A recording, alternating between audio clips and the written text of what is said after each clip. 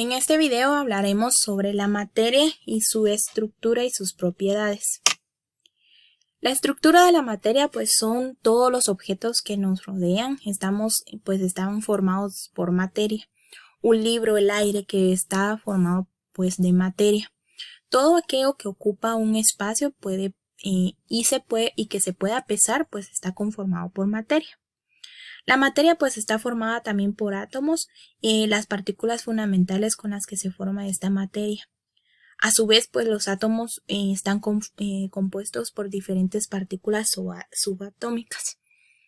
El núcleo es la parte central del átomo, que se localiza los protones y los neutrones. Son las partículas subatómicas con masa. Los protones tienen carga positiva y los electrones no tienen ninguna carga. Encontramos también los electrones, que son partículas subatómicas con carga negativa y con una masa extremadamente pequeña. Se localiza en la corteza. Y la corteza es la parte exterior del átomo que da vueltas alrededor del núcleo. Dentro de esto surgieron varios modelos atómicos. A lo largo de la historia, la idea de cómo estaba hecha la materia ha sido cambiada constantemente. Ya en la antigua Grecia, hace 400 años antes de Cristo, el filósofo Demócrito propuso que la materia estaba formada por partículas muy pequeñas e indivisibles, que lo denominó como átomos. Este filósofo de su época, algunos filósofos no aceptaron esta idea y fue abandonada después de del siglo IX. En el año de 1803, Dalton propuso que el átomo era como una esfera maciza de materia. Luego, en el año de 1897, Thomson demostró que existían partículas cargadas de electronegatividad. Los electrones describió que los átomos eran como una esfera maciza con carga positiva que llevaban incrustadas estas partículas con carga negativa. Luego, en el año de 1911, Rutherford demostró que los átomos no eran macizos, que existía un núcleo diminuto con una carga positiva en el centro del átomo y una corteza con los electrones. En el año de 1913, Bohr propuso que los electrones giraban alrededor de un núcleo en distintos niveles, unos más cerca del núcleo y otros más alejados. En el año de 1926, Schrödinger planteó que el modelo de nube electrónica, que supone que los electrones se encuentran en una zona poco definida de la corteza denominada órbita. Las moléculas también son parte de la estructura de la materia, y dice que las sustancias las encontramos en nuestro alrededor y que están formadas por átomos. Al unir estos átomos o al combinarlos entre sí, forman moléculas. Las moléculas pueden estar constituidas por átomos iguales o por átomos distintos. En este caso podemos encontrar los elementos, que son moléculas formadas por átomos iguales, como por ejemplo el oro, el cobre y el mercurio. Los compuestos, que son moléculas formadas por átomos distintos, como por ejemplo el agua, la sal, el azúcar, que son compuestos. Las moléculas tienen un tamaño muy variable. Existen moléculas pequeñas formadas por pocos átomos, como por ejemplo el agua y el dióxido de carbono o el oxígeno. Y otras mucho mayores, que son centenares o miles de átomos que poseen, como la hemoglobina, que tiene más de 9000 átomos. Encontramos también dentro de ellos las propiedades de la materia. La materia se puede presentar en distintas propiedades que se caracterizan y que se agrupan en dos categorías, unas generales y otras propiedades características. Las generales, estas propiedades dependen de la medida del objeto o del cuerpo, y en este caso se puede medir por masa y por volumen.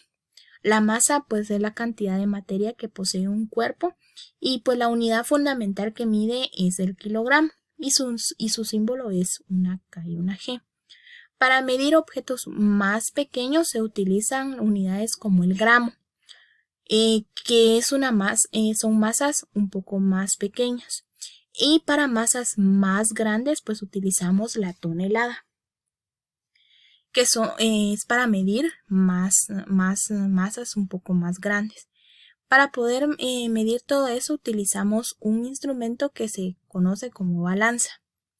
También encontramos el volumen, que es el espacio que ocupa un cuerpo. La unidad más utilizada para medir los volúmenes es el litro, y para volúmenes más pequeños pues es el mililitro.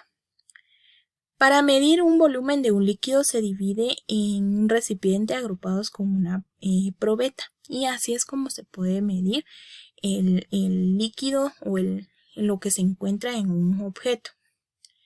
Dentro de las propiedades características, las propiedades pues son propias de cada uno de los tipos de sustancias o materias que no dependen de la medida de un cuerpo.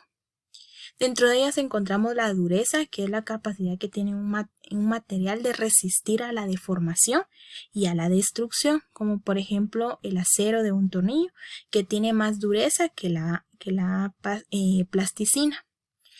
También encontramos la solubilidad, que es la capacidad de un material de disolverse en otro diferente, como por ejemplo la sal y el azúcar son solubles al agua.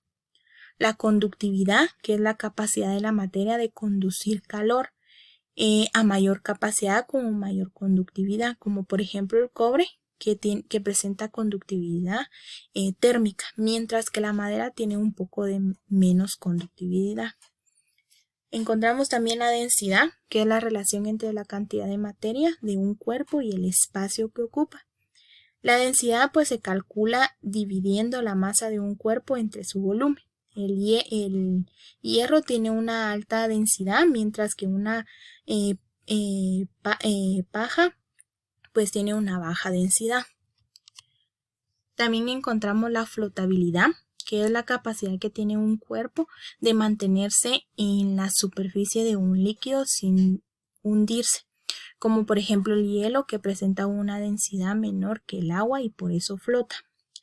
Arquímedes pues fue un sabio griego que descubrió este principio de la flotabilidad de los cuerpos y le colocó el nombre de principio de Arquímedes.